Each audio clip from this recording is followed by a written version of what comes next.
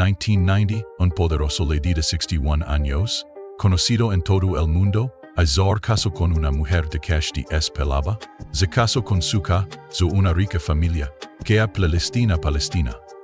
Ella era Suha Arafat, una mujer que había crecido en un mundo completamente selagí. Yasser Arafat, una líder revolucionario que vivía en el exilio, jodido de guardaespaldas, peligro y luchas políticas.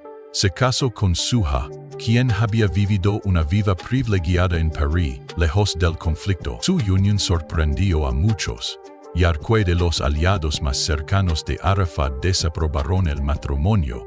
Manier que sus enemigos susraban que Suha solo buscaba su poder. Su propia familia le suplicó que no lo hiciera, pero Suha crea en algo más grande que el amor, una misión, un propósito, un futuro realado de Arafat. Poco sabía que su matrimonio se convertiría, una jaula dorada, leña de soledad, miedo y arrepentimiento. Entonces, ¿por qué Suha Arafat, la que alguna vez fue primera dama de Palestina, dejó masar que se arrepentía de haberse casado con él? ¿Qué sucedió detrás de las puertas del patio? ¿Qué pasó con su hija, nacida en un mundo de político, poder y secretos? Exploremos la historia no contada de Suha Arafat, una mujer que quedó atrapada en una vida que nunca midió antes de convertirse en la posta de uno de los seres más poderosos y controvertirse en la poderosos y no controvertirse más poderosos. Deviano mundo lutorio y roviros más poderosos, Mario que otreson sperque. Suha Arafat nació en 1963 en el seno de una adinerada familia cristiana palestina. Su padre era banquero y su madre periodista y activista. A diferencia de muchos palestinos de la época, Suha no se preocupaba por el dinero o la segura. Estaba rodada de arte, cultura y educación. Estudió en una escuela privada francesa en Jerusalén. Suha era inteligente, ambiciosa y extrovertida. Nunca sonó con convertirse en la esposa de nadie, mucho menos en la esposa de un hombre como Yasser Arafat. Tenía grandes planes para su futuro, una carrera independencia, una vida cómoda en París. Entonces, como una joven con una educación europea y sin vínculos reales con la política, terminó casándose con el que de un momento de resistencia. La respuesta en su madre. La madre de Suha era una ferviente defensora de la causa palestina y una amiga cercana de Arafat. Lo admiraba profundamente y quería que su hija fuera parte, escuela en ese momento solo era una anasemo. Sus caminos se cruzarían años después, de una manera que cambiaría su vida para siempre.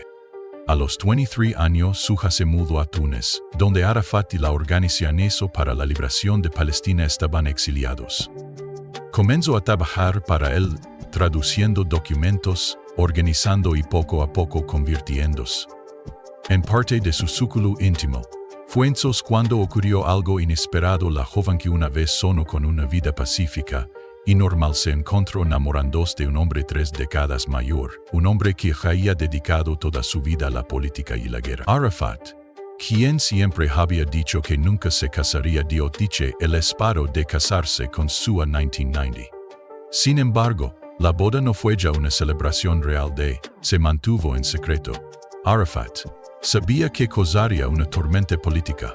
Su pueblo lo veía como un heredero, no como un esposo, y muchos de sus aliados desaprobaron el matrimonio. Incluso su familia no podía contender por qué renunciaría a su vida privilegiada por un hombre que vivía bajo amenaza constante. Después de la boda, la vida de Suha cambió para siempre. Ya no era solo una familia adinerada.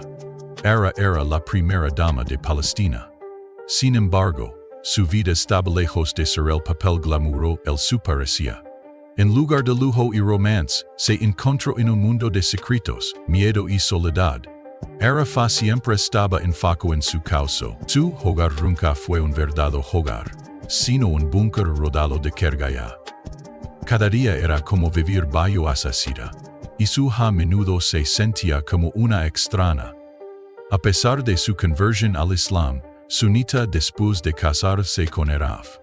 Los rumores decían que no era completamente aceptada por el pueblo palestino, que la veía como semillado occidental y fuera de lugar.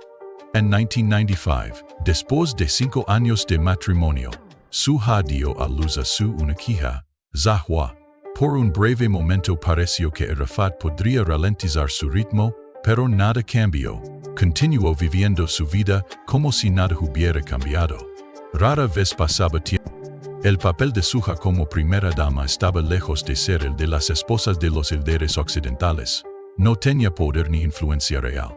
No participaba en orgos de caridad, diplomacia o discusiones políticas. Se esperaba que permaneciera en segundo plano, en silencio y leal.